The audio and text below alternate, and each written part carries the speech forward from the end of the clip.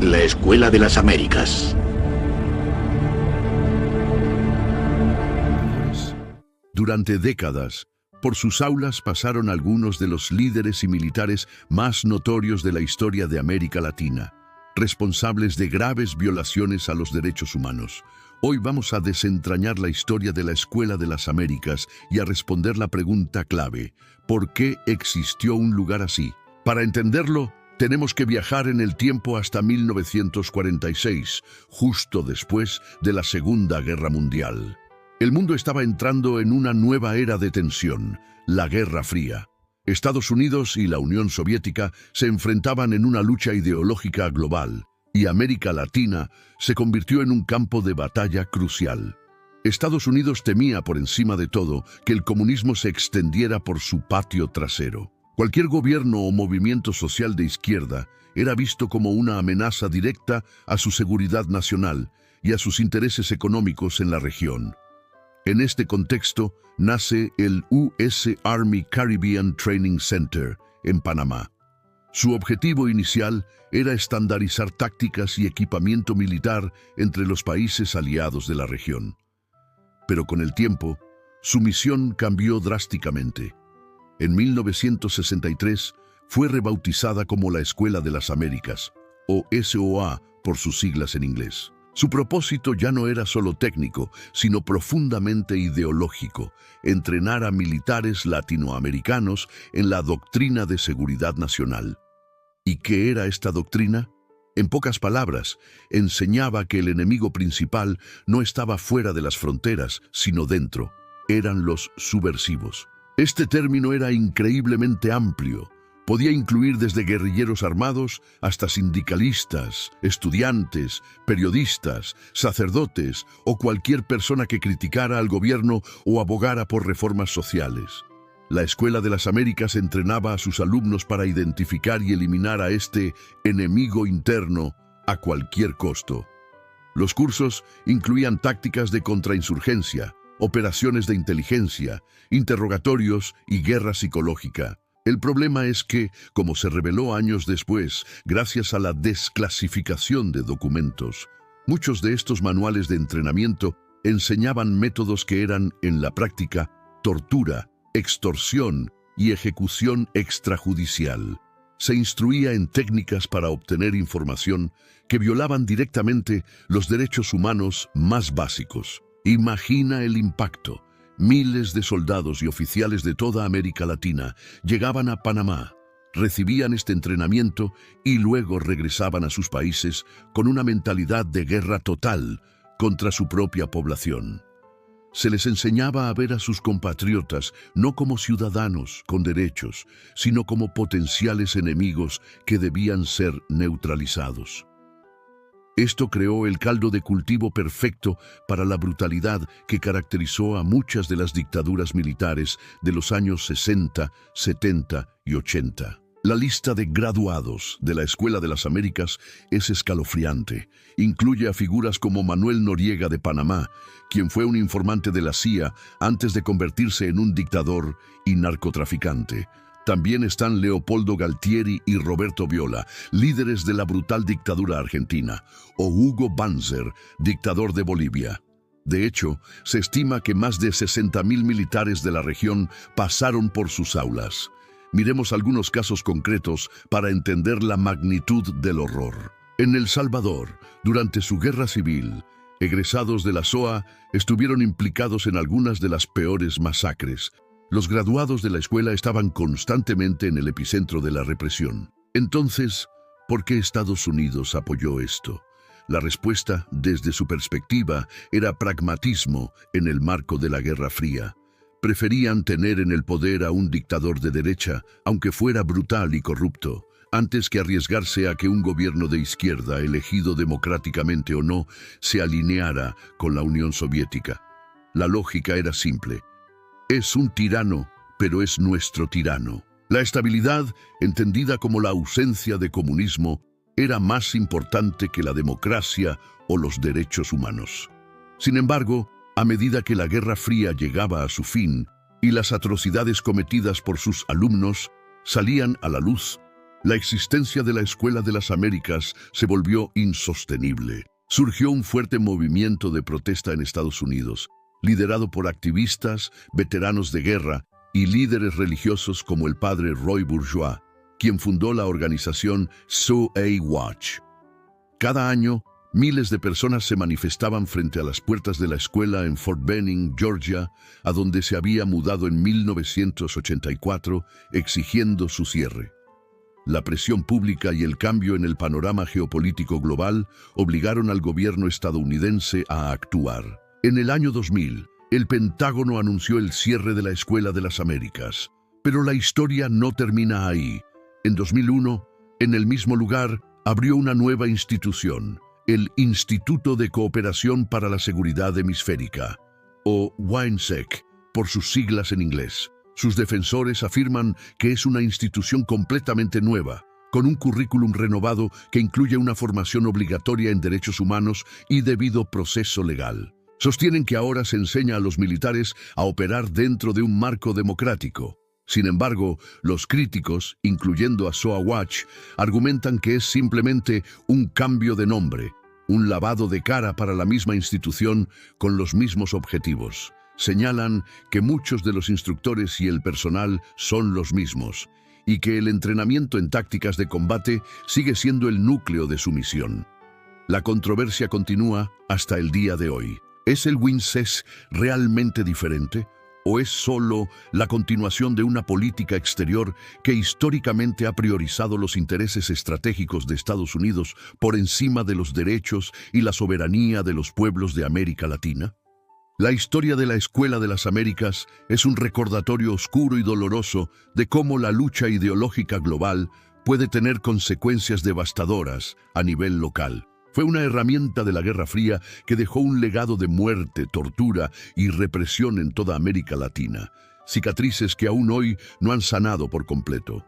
Comprender por qué existió no es justificarla, sino aprender de uno de los capítulos más sombríos de la relación entre Estados Unidos y nuestra región, para asegurarnos de que la historia no se repita. Los paramilitares de Colombia secuestraron, torturaron y mataron a mi hermano pequeño. Le dispararon 3 veces en la cabeza. Tenía vacíos los intestinos. Tenía todas las costillas rotas. Moratones por todo el cuerpo. Le habían golpeado en los ojos. Tenía sangre dentro. Fue una conmoción para mí ver a mi hermano pequeño frío, herido, y pensar que no pude salvarlo. Se mata a tanta gente diariamente, no solo en Colombia, en todo el mundo. Y vivo en esta sociedad que es la mayor financiera de este problema. La Escuela de las Américas es una escuela para gente que hace estas cosas. La Escuela de las Américas es uno de los muchos instrumentos que utiliza Estados Unidos para imponer el status quo sobre otros países, usando la fuerza y la violencia. La pregunta más importante es: ¿por qué los dirigentes estadounidenses hacen una cosa así? Dicen que es por la democracia, para luchar contra el comunismo, para erradicar el terrorismo, para proteger las vidas de los norteamericanos o para defender los intereses de los norteamericanos. Muy bien, cuando dicen defender los intereses de los norteamericanos, ahí ya se están acercando un poquito a la verdad. Pero ¿los intereses de qué norteamericanos? No los suyos, ni los míos, ni los del contribuyente. Los intereses de las grandes compañías inversoras.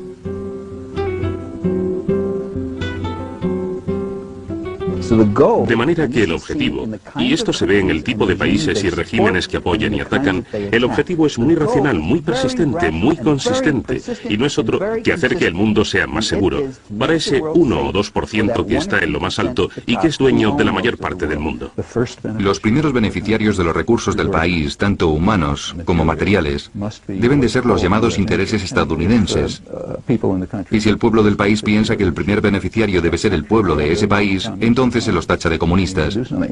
Y hay que hacer algo con ellos. Se puede hacer un montón de cosas, pero si ninguna de ellas funciona, entonces los matas. Estudiaba en la universidad. Estudiaba psicología. Y cualquiera que estuviera en esa universidad era considerado un elemento subversivo o un comunista potencial, una amenaza potencial al gobierno. Estuve desaparecido 10 días. Me tuvieron en una cámara de tortura 3 días, pero tuve mucha suerte. Una de las técnicas de tortura fue el agua. Te meten en agua durante varios minutos y te dicen que hables. Me aplicaron electricidad en el cuerpo, principalmente en los genitales. Utilizaron una técnica que crearon los argentinos y que se llamaba el potro, que consistía en que te ataban las manos a la espalda, te colgaban, y cuando te golpeaban, realmente dolía. No dormí, ni comí, ni bebí nada, ni me dejaron ir al servicio en esos 3 días y 3 noches. La Escuela de las Américas publicó un manual de interrogatorio y tortura. El gobierno de Estados Unidos, en el caso de Nicaragua, publicó y distribuyó un manual de técnicas de sabotaje y asesinato y de reclutamiento de delincuentes para hacer la contrarrevolución. Los manuales establecían abiertamente su objetivo. Los escuadrones de la muerte de Guatemala han dicho, y todas las pruebas que se han descubierto en Guatemala demuestran, que los escuadrones no daban un paso sin antes consultarnos con el jefe de la central de la CIA de la zona. Este no solo conocía a los torturadores, los había escogido él y los había entrenado él.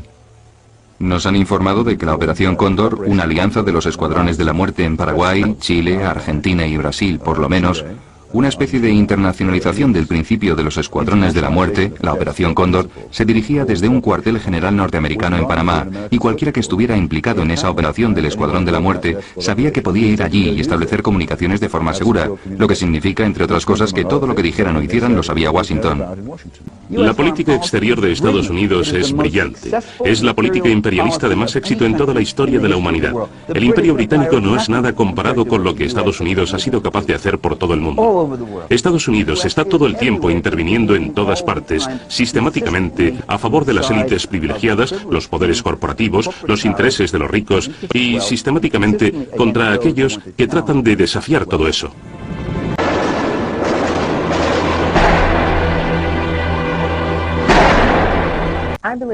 Creo que necesitamos algún tipo de comisión de la verdad y de la justicia en este país por una serie de razones. Sabemos que nuestro gobierno ha derrocado gobiernos y ha financiado grupos de oposición para desestabilizar a países por todo el mundo. Nosotros creemos que debe haber una responsabilidad si se cometen crímenes contra la humanidad. El gobierno de Estados Unidos es muy rápido a la hora de señalar con el dedo a otros gobiernos que han cometido crímenes de ese tipo.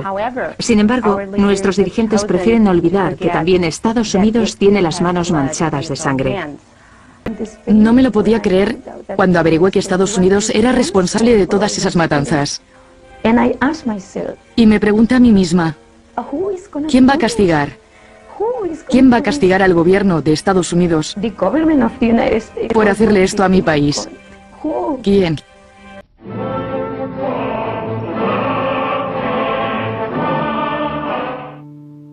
Luego de ese tiempo me trasladaron a esa celda que mencionaba también, bastante angosta, donde todavía, cuando me metieron dentro, existían restos putrefactos de personas que habían sido torturadas.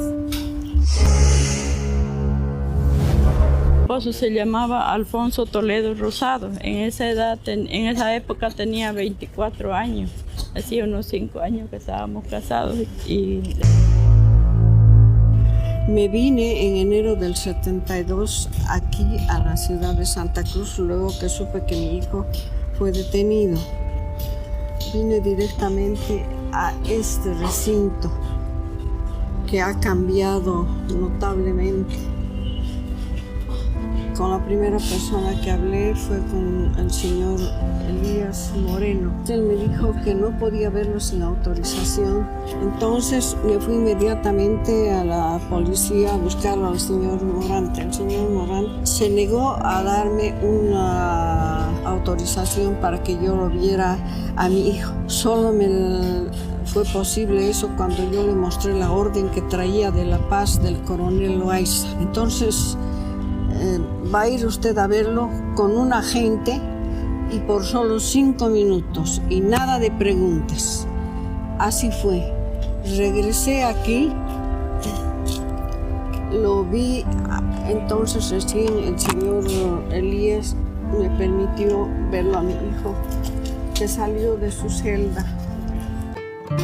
Salió mi hijo y yo lo vi en la oficina. Estaba totalmente desfigurado, pálido, maltrecho.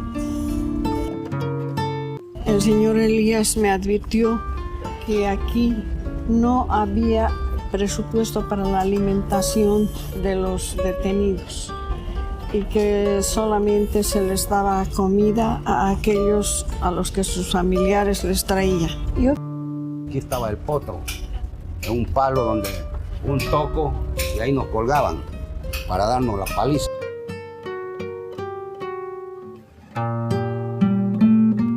Yo he visto personas golpeadas, botando sangre por la boca, arrastrándose, y confirmo lo que decía el anterior testigo, en que las torturas eran normalmente en horas de la noche.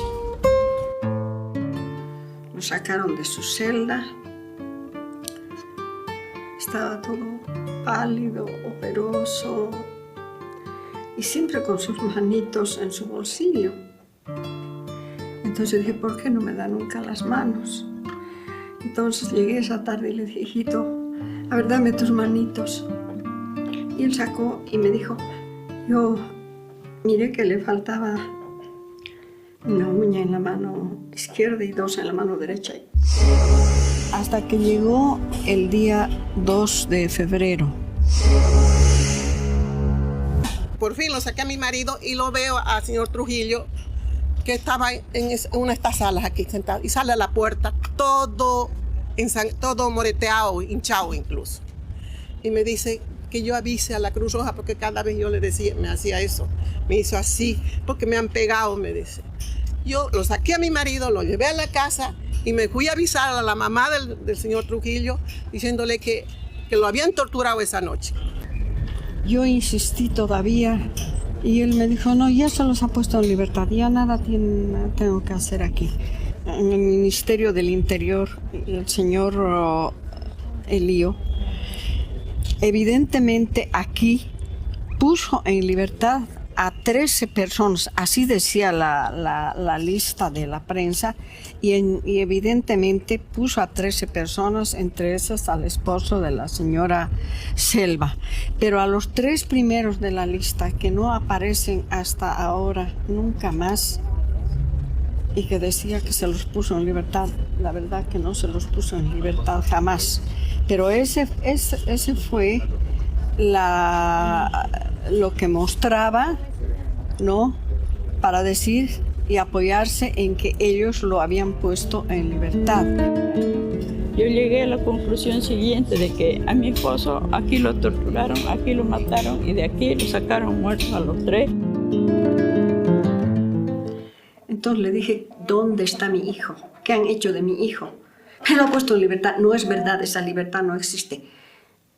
No moleste y cuidado con esas sus cartitas, me dijo, porque ya salieron las 2 cartas en presencia. Pero sé que mi hijo ha salido de estos recintos y que probablemente lo han sacado ya sin vida. ¿Dónde lo habrán llevado? No sé. Pero yo estoy segura de que en cada uno de ustedes hay todavía un poquito de humanidad. Y les pido que gracias a esa humanidad me den las pautas para encontrar los restos de mi hijo. Es importante y es parte de nosotros hacer un compromiso por la memoria de todos estos jóvenes que nos miran aquí, que confían en nosotros para continuar con su lucha. Marcelo Quiroga Santa Cruz Es una de las personalidades más significativas de la historia política contemporánea del país, particularmente en el periodo que comienza en la década de los años 60 y que termina brutalmente un 17 de julio de 1980. Pero Marcelo Quiroga, como otras muchas figuras de la historia boliviana, no estuvo exclusivamente dedicado a la vida política.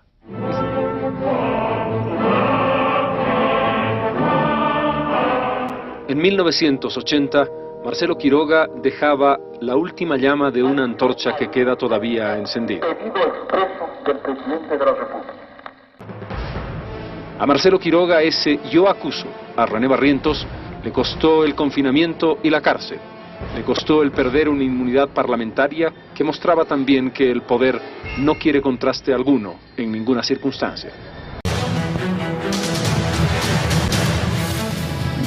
Todos aquellos elementos que contravengan al decreto ley tienen que andar con su testamento bajo el brazo, porque vamos a ser taxativos. No va a haber perdón, no va a haber perdón. Jueves 17 de julio de 1980. Radio Panamericana hace conocer a las 10 de la mañana que hay un levantamiento en Trinidad. Se trata simplemente de un elemento distractivo. La respuesta popular es que el CONADE, Consejo Nacional de Defensa de la Democracia, se reúne en la sede de la COP. Es precisamente lo que los golpistas esperan, tener a los líderes sindicales reunidos en un solo lugar. Y recordar nuestra historia, porque pueblo que no tiene memoria no tiene historia. Y es muy importante recordar estos duros momentos. Algunas personas dirían, pero ¿para qué recordamos lo malo? Es importante porque es mostrar también lo que costó tener y vivir en democracia. Evidentemente, es decir, solamente si somos capaces de no solamente superar, sino mejorar los procesos políticos que hemos vivido en el pasado, realmente vamos a construir un país diferente. Indudablemente, el golpe del 17 de julio marca un hito pues, en la historia de los golpes en Bolivia, porque fue un golpe sumamente sangriento. Nuestro país había atravesado varios golpes y es parte del trabajo de la Comisión de la Verdad justamente investigar sobre los mismos. Desde el 4 de noviembre del 64 justamente hasta la apertura del proceso democrático el 10 de octubre del 82. Entre todos esos momentos políticos, el golpe del 17 de julio es particular por las características que tiene, ¿no? Un elemento central en el mismo, por ejemplo, es la actuación de paramilitares, cosa que no había ocurrido en anteriores golpes de Estado. La actuación de los paramilitares, que no solamente eran bolivianos, sino también de otras nacionalidades, entre ellos argentinos, le da un carácter de sanguinariedad muy particular al golpe del 17 de julio. ¿Cómo se sentiría ese ciudadano o ciudadana que nos están mirando y que no pasaron los procesos de dictadura si sabe que en cualquier momento del día puede ser sacada de su casa su hermana, su cuñada, su propia madre, por paramilitares con objetos de investigación y sin tener ningún documento que respalde esa situación, cosa que puede llevarla inclusive a una desaparición? Eso se vivía en dictadura. ¿Cómo se puede sentir cualquier ciudadano que para enterarse que lo que ocurría en Bolivia tenía que escuchar radios del exterior? Había un panfletito, me acuerdo de esa época, que decía, escucha Radio Quito a las 10 de la mañana, 10 de la noche, ¿no es cierto? Porque las noticias nos rebotaban desde Quito. Y si escuchábamos a las 10 de la noche teníamos que hacerlo en muy bajo volumen, porque un vecino podía delatarnos y ser también nosotros presa de la dictadura. Eso era dictadura.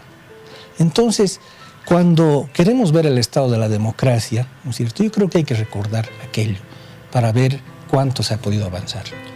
El país ha esperado por muchos, muchos años la verdad y el encontrar a esos familiares, a esas víctimas de la dictadura como Marcelo Quiroga Santa Cruz.